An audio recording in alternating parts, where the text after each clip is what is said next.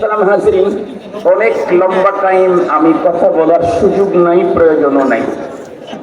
গত বছর এই মাদ্রাসার মাহফিল হয়েছিল, আমিও ছিলাম না, মামুনুল হকও ছিল না। মামুনুল হক সাহেব ছিলেন তখন জালিমের কারাগারে, আর আমি ছিলাম তখন হাসপাতালের বেডে। যেদিন এই মাদ্রাসার মাহফিল, আমাকে আমাদের মাদ্রাসার মুহতামিম সাহেব শাহাদত সাহেব হুজুর বারবার বলেছিলেন যে তুমি শুধু ওই অবস্থাতেই একটু এসে সাক্ষাৎ দিবা, স্টেজে দাঁড়াইবা। কিন্তু তখন আমার অনুমতি ছিল না, কারণ প্রতিদিন আমাকে ড্রেসিং করতে হতো। ডাক্তার বলেছিল যে বাইরে যদি যান তাতে ইনফেকশন হলে আপনার কিন্তু পাটা থাকতেও পারে, নাও থাকতে পারে। যার কারণে মনের অনেক আবেগ ইচ্ছা থাকার পরেও গত বছর আপনাদের সাথে সাক্ষাৎ হয় নাই। আল্লাহ শুকুর, এই বছর রোহা মাদ্রাসার মাহফিলে আমরা দুই ভাই উপস্থিত হইতে পারতেছি। মামুনুল হক সাহেব হয়তো বা সিরাজগঞ্জের এরিয়াতে ঢুকে গেছে, অনেক আগে কথা হয়েছে, অনেক আগে, তখন উনি ধামরাই ছিলেন। মোহতারাম হাজরিন, আমি আপনাদের লোক, এই অঞ্চলে আমার একেবারে শিশুকাল থেকে বেড়ে ওঠা। এই মাদ্রাসার শুরু লগ্ন থেকে একেবারে বাঁশ কাটা, কাঠ কাটা, মাটি কাটা থেকে শুরু করে আলহামদুলিল্লাহ এ পর্যন্ত আল্লাহ পাক এখানে রেখেছেন। ইচ্ছা আছে মৃত্যু পর্যন্ত এই ইদারার সাথে নিজেকে সম্পৃক্ত রাখা। এই জন্য আমি তো এখানকার উস্তাদ, আমি এই এলাকার ছেলে, আমি আপনাদের ছোট ভাই অথবা চাচা অথবা ভাতিজা। আমার অনেক লম্বা টাইম কথা বলার কোনো জরুরত নেই। আমি শুধু আমাদের মেহমান যারা আছেন তাদের জন্য পরিবেশটাকে সুন্দর করে দিতে এসেছি। যদি আমি পরিবেশটা সুন্দর করে দিতে না পারি, তাহলে এই ব্যর্থতার দায় শুধু আমার উপরে আসবে না, এলাকার প্রতিটি মানুষের উপরে ব্যর্থতার দায় কিন্তু যাবে। এজন্য আপনাদেরকে আল্লাহর ওয়াস্তে বলছি, এই একটু কষ্ট করেই আজকের প্রোগ্রামটা, অনেক লম্বা টাইম নেওয়া হবে না। আমরা আশা করেছি সর্বোচ্চ 12টার ভিতরে ইনশাআল্লাহ প্রোগ্রাম শেষ হয়ে যাবে। এখন কিন্তু 8টা পেরিয়ে গেছে। আমিও কিছু কথা বলি, নাকি বলেন? আমিও কিছু কোরআন হাদিসের কথা বলি, তাহলে আপনারা আল্লাহর ওয়াস্তে আওয়াজ করবেন না। আমার সময় যতটুকুন আওয়াজ করেছেন, আমি তো ভাই, সমস্যা নাই। কিন্তু যারা মেহমান তাদের সামনে যদি আওয়াজ করেন, সিরাজগঞ্জের যে ঐতিহ্য, সিরাজগঞ্জের যে সুনাম সুখ্যাতি, আপনারা বিশ্বাস করেন আমি অত্যুক্তি করছি না, এক্সেস বলছি না। আল্লাহ শুকুর, বাংলাদেশের যত প্রান্তে যাই মানুষ একটা কথা বলে, সিরাজগঞ্জ তথা উত্তরবঙ্গের মানুষ সরল সোজা হয়। এটা আমাদের একটা গুণ, এটা আমাদের একটা সিফাত, এটা আমাদের একটা অনেক বড় গুণ। এখন যদি এত আওয়াজ হয় তাহলে কিন্তু সব গুণ শেষ হয়ে যাবে। এই জন্য আমার আলোচনাগুলি একটু দিন দিয়ে শুনবেন। মেহমানরা আসবে তখনও আপনারা, এখন তো আর ঢোকার কোনো সুযোগই নেই, ইনশাআল্লাহ ধীরে ধীরে ঠিক হয়ে যাবে। আমি ভাবতেছিলাম কোন সাবজেক্ট নিয়ে আজকে কথা বলবো।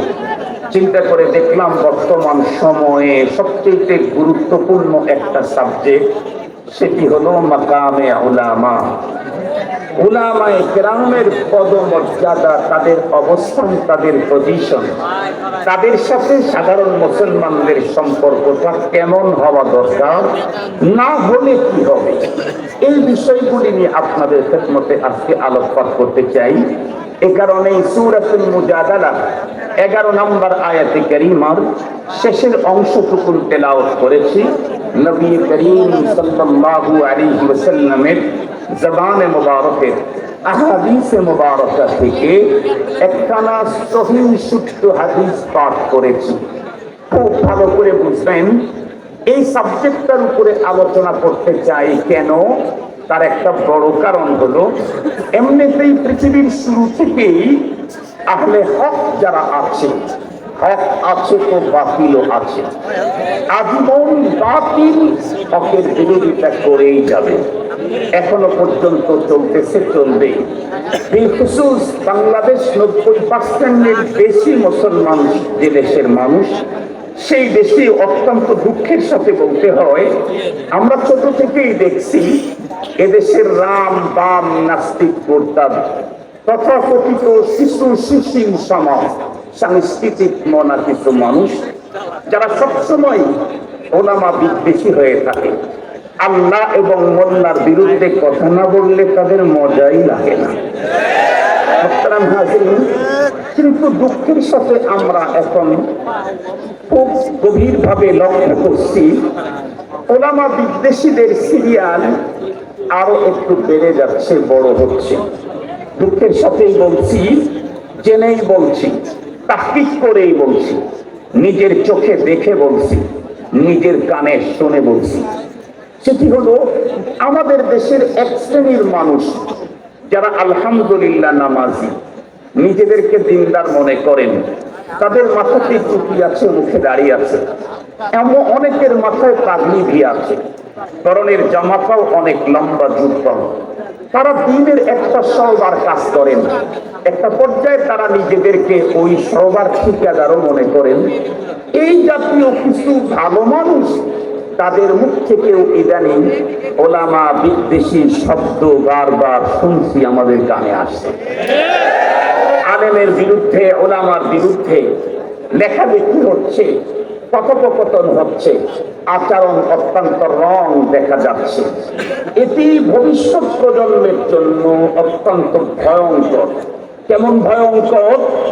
আমি সেই দিন ঐতিহাসিক ঢাকার সোহরাওয়ার্দী উদ্যানে জাতীয় ওলামা মাশায়েখ কর্তৃক আয়োজিত মহাসমাবেশের জনসমক্ষে আমি এ কথা সেই দিন বলেছিলাম, বিগত সময় পৃথিবীতে একটা ভাইরাস তছনছ করে দিয়েছিল, আতঙ্কগ্রস্ত করেছিল, তামাম দুনিয়ার মানুষকে সিরিয়াস হতাশাগ্রস্ত করেছিল। সেই ভাইরাসের নাম হলো কোভিড-19। কোভিড-19 ভাইরাস বিগত দিনে পৃথিবীর মানুষের যেই পরিমাণে জানের ক্ষতি করেছে, তার চাইতে ভয়ঙ্কর একটা ভাইরাস এখন বাংলাদেশের ইমানদারদের ইমানের ক্ষতি করতে চলেছে। খুব ভালো করে বুঝবেন, এই পৃথিবীতে রব্বুল আলামিন মানুষ পাঠিয়েছেন। এই মানুষ এহকালীন শান্তি আর পরকালের মুক্তি কেমনে নিশ্চিত করবে, এই জন্য রব্বুল কারীম দুইটা ধারা দুনিয়াতে চালু রেখেছেন। একটা হলো কিতাবুল্লাহর ধারা, আর একটা হলো রিজালুল্লাহর ধারা। কিতাবুল্লাহ মানে আল্লাহ পাক তার পক্ষ থেকে গাইড দিয়েছেন, এটা করো, এটা করো, এটা করো, এটা করো, এইটা ছাড়ো, এইটা ছাড়ো, এটা ছাড়ো, এটা ছাড়ো। এখন যেইগুলি করবেন, যেইগুলি ছাড়বেন, করবেন কেমনে আর ছাড়বেন কেমনে? মুহতারাম হাজির, খুব ভালো করে বুঝবেন, যেগুলি করতে বলেছেন ওগুলি যদি করি, যেগুলি ছাড়তে বলেছেন ওগুলা যদি ছাড়ি, তাহলে এহকালীন শান্তি, পরকালীন মুক্তি নিশ্চিত আমাদের মিলবে। তবে করণীয় কাজগুলি কেমনে করব, বর্জনীয় কাজগুলি কেমনে ছাড়ব, এটার প্র্যাকটিক্যাল প্রশিক্ষণ দেওয়ার জন্য আল্লাহ পাক তার পক্ষ থেকে প্রশিক্ষকও পাঠিয়েছেন। গাইডকে বলা হয় কিতাবুল্লাহ, প্রশিক্ষকদেরকে বলা হয় রিজালুল্লাহ, যার ধারা হযরত আদম আলাইহিস সালাম থেকে শুরু হয়ে আমাদের মহানবী মুহাম্মদুর রাসূলুল্লাহ, একটু জোরে বলেন না, সাল্লাল্লাহু আলাইহি ওয়াসাল্লাম পর্যন্ত এসে শেষ হয়ে গেছে। কোরআনে পাক যে গাইড আল্লাহ পাক নাযিল করেছেন, তার 104 নম্বরের গাইড কোরআনুল কারীম, আল্লাহর কিতাব, আল্লাহর কালাম। খুব ভালো করে বুঝবেন, এই গাইড আল্লাহ পাক পাঠিয়ে দিয়েছেন। এই গাইডের প্র্যাকটিক্যাল প্রশিক্ষক আল্লাহই পাঠাইছেন, মুহাম্মদুর রাসূলুল্লাহ সাল্লাল্লাহু আলাইহি ওয়াসাল্লাম। এখানে অধিকাংশ যেহেতু উলামা তলাবা, খুব ভালো করে বুঝবেন আপনারা, কোরআনে আল্লাহ পাক যে অর্ডারগুলি দিয়েছেন তার ভিতরে অন্যতম একটা অর্ডার হলো আকিমুস সালাহ, তোমরা নামাজ কায়েম করো। নামাজ কায়েম কখন করব এটাও আল্লাহ পাক বলেছেন, আকিমিস সালাতা তারাফাইন নাহারি ওয়া যুলাফাম মিনাল লাইল ইন্নাল হাসানাতি ইউযহিবুনাস সাইয়্যাত যালিকা যিকরা লিয-যাকিরিন। আল্লাহ পাক এখানে বলেছেন নামাজ তোমরা পড়বা দিনের 2 ভাগে আর রাতের কিছু অংশে। খুব ভালো করে বুঝবেন, কোরআনে এক জায়গায় বললেন তোমরা নামাজ কায়েম করো। নামাজ কায়েম কখন করব? রব বলে দিলেন দিনের 2 ভাগে এবং রাত্রের কিছু অংশ। এখন রাত্রের কোন অংশে? দিনের 2 ভাগে শুরুর ভাগে কয়টা? কয় রাকাত? শেষ ভাগে কয় রাকাত? দিনের মাঝখানে কোনো নামাজ আছে কিনা? রাত্রের কিছু অংশ শেষ অংশ না শুরু অংশে? শেষ হইলে কোন টাইম? এটি কোরআন শরীফের কোন জায়গায়? কথা বলেন না কেন? মাদ্রাসার তালাবারা তো কথা বলতেই পারো, এটা কোরআন শরীফের কোন জায়গায় আছে যে তোমাকে জোহরের নামাজ অমুক সময় থেকে অমুক সময় পর্যন্ত পড়তে হবে? এমনি দিল্লি দুলুকি শামস আছে, কোন পর্যন্ত? আসরের নামাজ কোন টাইম থেকে শুরু এই জাতীয় বর্ণনা কোরআনে পাকে নাই। তবে নামাজ পড়লেই তোমার মুক্তি মিলবে এটা কোরআনে পাকে আছে। কিন্তু নামাজ পড়বো কখন? পদ্ধতি কি হবে? এই পদ্ধতি শিখাবার জন্য আল্লাহ পাক প্র্যাকটিক্যাল প্রশিক্ষক মুহাম্মদুর রাসূলুল্লাহ সাল্লাল্লাহু আলাইহি ওয়াসাল্লামকে পাঠিয়েছেন। আমাদের নবীজি আমাদেরকে প্র্যাকটিক্যাল প্রশিক্ষণ দিয়েছেন। নামাজ কায়েম করো, এটা আল্লাহর গাইড, আল্লাহর অর্ডার। সেই অর্ডারকে সঠিকভাবে পালন করার জন্য নবীজি আমাদেরকে দেখায় গেছেন বেলা ডোবার সাথে একটা নামাজ ফরজ 3 রাকাত, এরপরে 100 ঘন্টা 1.5 ঘন্টা পরে আর একটা নামাজের ওয়াক্ত শুরু হয়, সেটা ফরজ 4 রাকাত। এরপরে বেলা ওঠার আগে সুবহে সাদেকের পরে বেলা ওঠার আগে আর একটা নামাজ তোমাকে পড়তে হয়, সেটা 2 রাকাত। এরপরে বেলা যখন পড়ে যায় তখন আর একটা নামাজ পড়তে হয়, সেখানে ফরজ 4 রাকাত। এরপরে বেলা করতে করতে যখন একটা পর্যায়ে যায়, সূর্যের মূল ছায়া ব্যতিরিকে 2 ছায়া পরিমাণ যখন অতিক্রম করে তখন আরো একটা নামাজ, সেটাও ফরজ হলো 4 রাকাত। তাহলে বলুন তো দেখি, কোরআনে পাকে রব নামাজের যে গাইড দিয়েছেন, অর্ডার দিয়েছেন, এটার প্র্যাকটিক্যাল প্রশিক্ষণ দিয়েছেন কে? নবীজি মুহাম্মদুর রাসূলুল্লাহ, আর একটু জোরে বলেন সাল্লাল্লাহু আলাইহি ওয়াসাল্লাম। খুব ভালো করে বুঝবেন। তাহলে পৃথিবীর শুরু থেকে অদ্যাবধি আজ পর্যন্ত মানুষ আল্লাহকে পেতে চাইলে, জান্নাতে যেতে চাইলে, ইহকালীন শান্তি আর পরকালীন মুক্তি নিশ্চিত করতে চাইলে একটা টাইমে তাকে 2টা জিনিস মেনে চলতে হবে। 1 নাম্বার গাইড কার? কথা বলেন, গাইড কার? আল্লাহ। নির্দেশনা কার? আল্লাহ। তরিকা কার? রাসূলুল্লাহ। কথা বলেন, তরিকা কার? রাসূলুল্লাহ। নির্দেশনা আল্লাহ, সিস্টেম রাসূলুল্লাহ, গাইড আল্লাহ, পদ্ধতি রাসূলুল্লাহ। রাসূল সাল্লাল্লাহু আলাইহি ওয়াসাল্লাম যে পদ্ধতি আমাদেরকে শিখিয়েছেন, এটা কি নবীজির পার্সোনালি পদ্ধতি না আল্লাহর শিখানো পদ্ধতি? আল্লাহর শিখানো পদ্ধতি। তো আল্লাহ তার রাসূলকে কোথায় শিখাইলেন? একটা কথা বললেই বুঝে আসবে।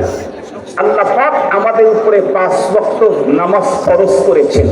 এটা ফরজ হয়েছে কি মক্কাতে না মদিনাতে? কথা বলেন। আরশে। কথা বলেন, আরো একটু জোরে বলেন, কোথায়? যাকাতের আয়াত মক্কায় মদিনায় নাযিল হয়েছে, হজের আয়াত মক্কা মদিনায় নাযিল হয়েছে, ফরজিয়াত মক্কা মদিনায় নাযিল হয়েছে। মুহতারাম হাজিরিন, কিন্তু নামাজকে ফরজ করা হয়েছে এই বিধান মক্কা আর মদিনাতে দেন নাই। আল্লাহ তার হাবিবকে ডেকে তার আরশে নিয়ে এই বিধান ফরজ করে দিয়েছেন। সুবহানাল্লাহ। এত আসতে বললেন আর আওয়াজ এত করে বললেন, আরো করে বলেন না। এই এলাকার লোকগুলা বলছে, এই এলাকার লোকগুলা বলে নাই। একটু চিল্লায় বলেন তো দেখি সুবহানাল্লাহ। মাশাআল্লাহ। আসলে আপনাদের ঝামেলা না, ঝামেলা হলো আমার, আপনারা বুঝেন নাই। আমার যে বাম কানে আসলে শুনি না, এটা তো আপনারা জানেন না।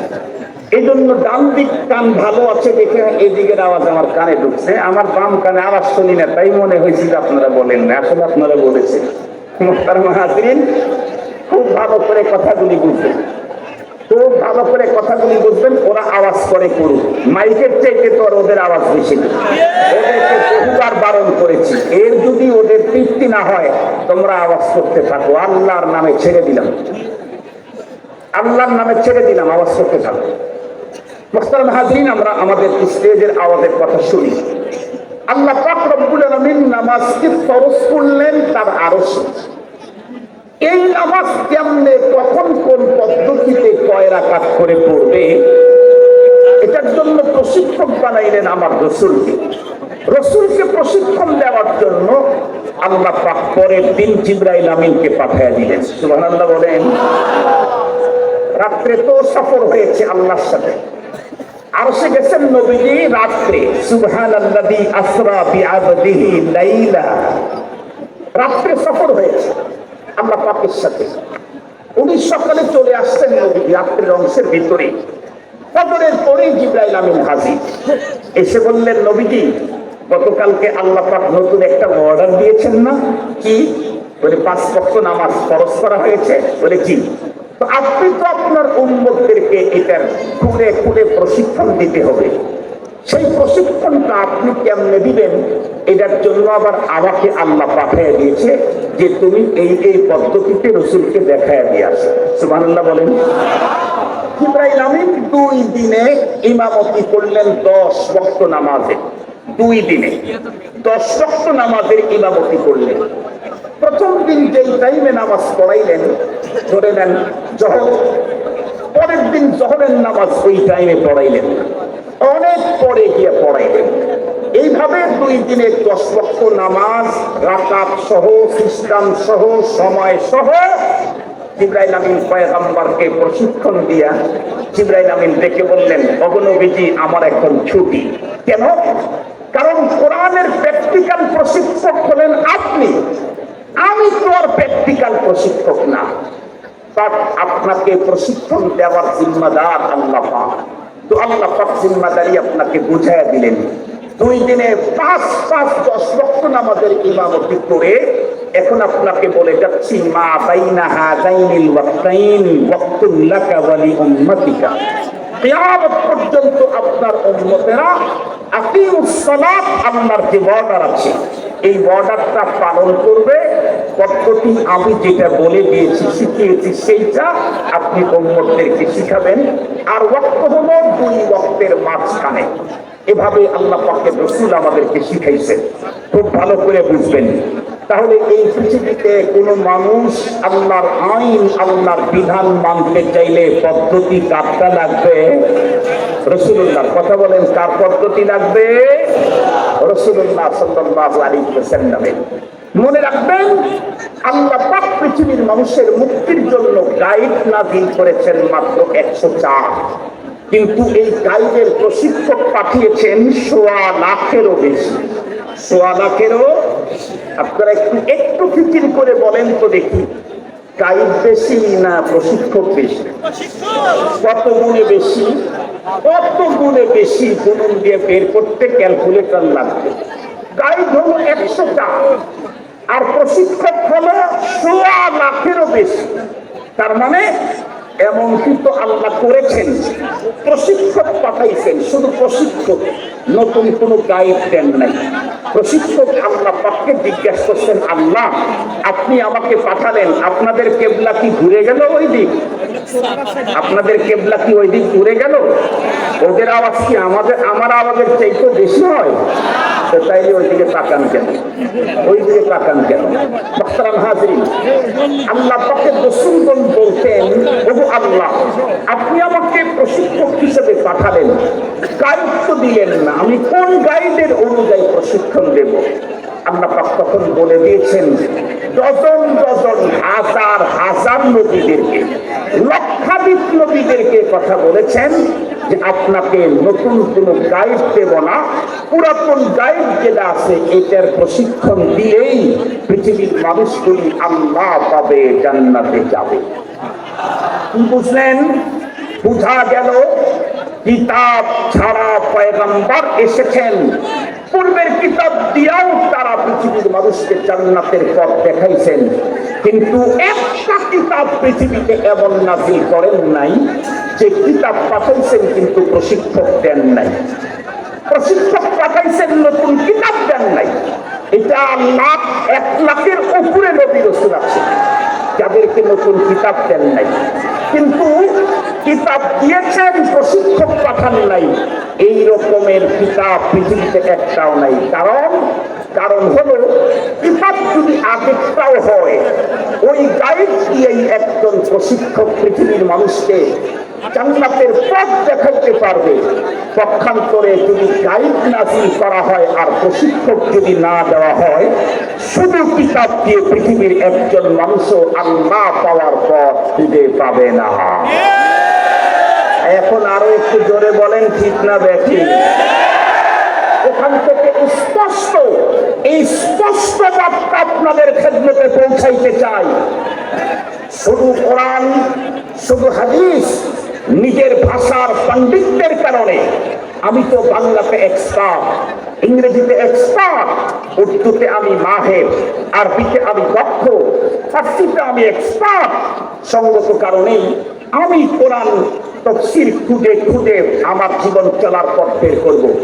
আমি তাফসীর দেখে দেখে আমার আখিরাতের পথ, আমি এখান থেকে পথ চলার পথ বের করব। কাল্লা লা ইউমকিন, জিন্দেগিতেও তা হবে না, জিন্দেগিতেও তা হবে না।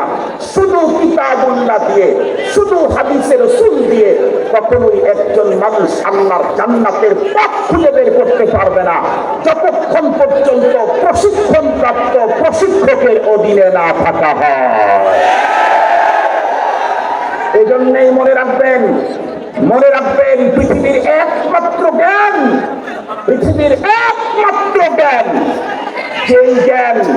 যেই জ্ঞান আর একজন পর্যন্ত পৌঁছাইতে চাইলে পূর্বের সূত্র ঠিক রাখা লাগে। আমি বুখারী তার কাছে পড়েছি, শেখুল হাদিস আল্লামা আজিজুল হক রাহমাতুল্লাহি আলাইহির কাছে। উনি এই বুখারীর প্রশিক্ষণ তার কাছ থেকে নিয়েছেন। উনি কার কাছ থেকে নিয়েছেন? উনি কার কাছ থেকে নিয়েছেন? উনি কার কাছ থেকে নিয়েছেন? উনি কার কাছ থেকে নিয়েছেন? উনি কার কাছ থেকে নিয়েছেন? উনি ইমাম বুখারীর কাছ থেকে নিয়েছেন। ইমাম বুখারী হাদিস কার কাছ থেকে নিয়েছেন? উনি হাদিস কোথায় পেয়েছেন? উনি সাহাবীর কাছ থেকে পেয়েছেন। সাহাবী এই হাদিসের প্রশিক্ষণ কার কাছে নিয়েছেন? মুহাম্মদুর রাসূলুল্লাহর কাছে নিয়েছেন। মুহাম্মদুর রাসূলুল্লাহ কার কাছ থেকে নিয়েছেন? আল্লাহ তারে প্রশিক্ষক করে পাঠিয়ে দিয়েছে। সঙ্গত কারণেই এই সনদ চার নাই, শুধু কোরআন হাদিস পণ্ডিতের কারণে, ভাষার সৌরভের কারণে কোরআন হাদিস পড়ে সে জান্নাতের পথ খুঁজে পেতে পারে না। সনদ লাগবে, সনদ। যতই গায়ের জোর থাক, যতই পাওয়ার থাক, কিছু সময়ের জন্য চর দখল করা যায়, কিছু সময়ের জন্য গরিবের জায়গা দখল করে বিল্ডিং তৈরি করা যায়। সময় যখন আসে তখন 50 মিনিটও পাওয়া যায় না, 5 মিনিট কম হয়। সময় যখন আসে তখন 50 মিনিটও পাওয়া যায় না, 5 মিনিট কম হয়। মনে রাখবেন মুহতারাম হাজিরিন, সিস্টেম এখন বাংলাদেশে যায় কি বলে, দলিল যার জায়গা তার। কথা বলেন, দলিল যার।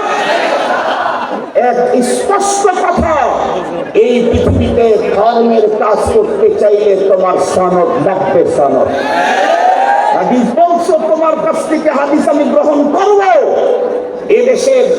এদেশের কোন খাদ্য বিএসটিআই অনুমোদন ছাড়া কোন খাদ্য যেমন বাংলাদেশে চলে না। যেই হাদিসের বর্ণনাকারী সনদ নাই, তার হাদিস দুনিয়ার কোথাও চলতে পারে না। বিএসটিআই যদি অনুমোদন না দেয়, সানা শুধু চলে না। আমি সানা করে ব্যবসা করছি তো এই জন্য ভালো বুঝি। বিএসটিআই এর যদি অনুমোদন না থাকে চানাচুর বিক্রি করা যায় না। মোহতারাম হাজরিন, আমাদের দেশের কিছু মানুষ নিজেদেরকে যারা ধর্মের ঠিকাদার মনে করছে, এখন তারা আলেমদেরকে বৃদ্ধাঙ্গুলি প্রদর্শনে ধর্মের কাজ করতে চাচ্ছে। স্পষ্ট ভাষায় বলছি, তোমার কাছে কোনো দলিল নাই, প্রমাণ নাই, অনুমোদন নাই। ধর্মের কাজ কিয়ামত পর্যন্ত নবী বলেছেন, আল আম্বিয়া আল উলামা ওয়ারাসাতুল আম্বিয়া। উলামায়ে কেরাম নবীগণের ওয়ারিস, তাদের কাছে পেপার আছে, তাদের কাছ থেকে দিন নেবে। অন্য কারো কাছ থেকে যেই দিন গ্রহণ করবে সেই দিন ঝামেলা মুক্ত হতে পারে না। মুসলমান ভাইরা আমার কথা ভালো করে বুঝবেন। মূলত আমি যেই কথাটা আপনাদের খেদমতে বলতে চাইতেছি সেটি হলো, খুব ভালো করে বোঝার জন্য অনুরোধ করছি, সেটি হলো নবীর যুগে নবীকে বাদ দিয়ে পৃথিবীর কেউ যেমন আল্লাহর জান্নাতের পথ পায় নাই, কিয়ামত পর্যন্ত নায়েবে নবীদেরকে বাইপাস করে মাইনাস করে পৃথিবীর কোন মানুষ আল্লাহ পেতে পারে না, জান্নাতে যেতে পারে না। আল্লাহ পেতে পারে না, জান্নাতে যেতে পারে না। বিষয়টাকে আমি আমার জবান দ্বারা কি করে বুঝাইতে চাই না, বরং পয়গম্বরের জবান থেকে আপনাদেরকে একটা হাদিস শোনায় দিলেই বুঝবেন। আল্লাহর পয়গম্বর বলেন, উকদু আলিমান আও মুতাআল্লিমান আও মুহিব্বান আও মুসতামিআ ওয়া লা তাকুনিল খামিস ফাতাহলি। বিশ্বনবী কি বলেন?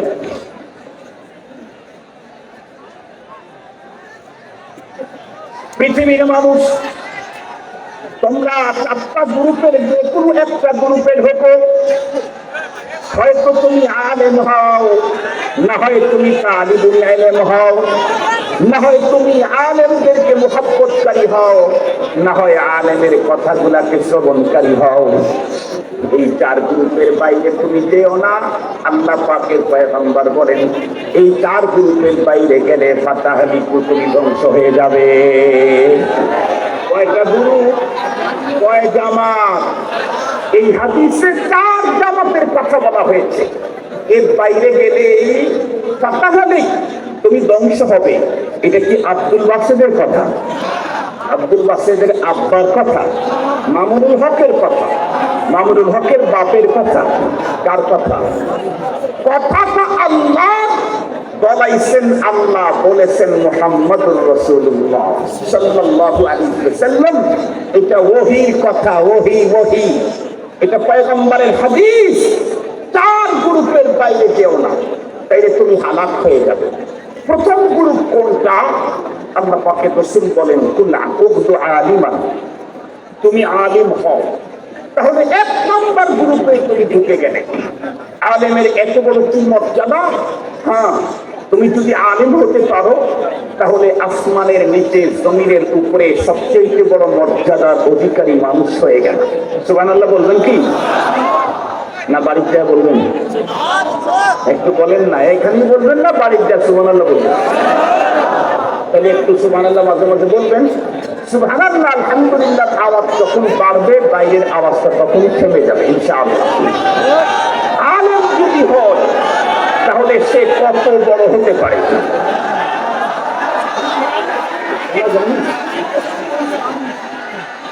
আপনারাও শুনতে পান না? সারা রাত্র তালিম মেরে মেরে সকালে দেখে এটা গলার পাত্রা। চলে না রে।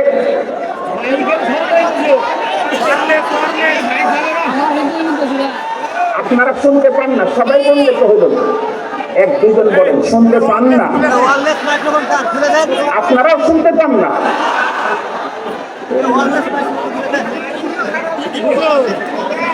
আওয়াজ করেন না। এত আওয়াজ করলে কি শোনা যাবে? এত আওয়াজ যদি করেন তাহলে শোনা যাবে কেমনে? তাইলে আপনাদের প্রত্যেকের কানে কানে একটা মাইক দেওয়া। এত আওয়াজের পরেও যদি শুনতে চান তাহলে কানে কানে পকেট মাইক দেওয়া যাবে। এখন শোনা যায়? এখন শোনা যায়? এখন শোনা যায়?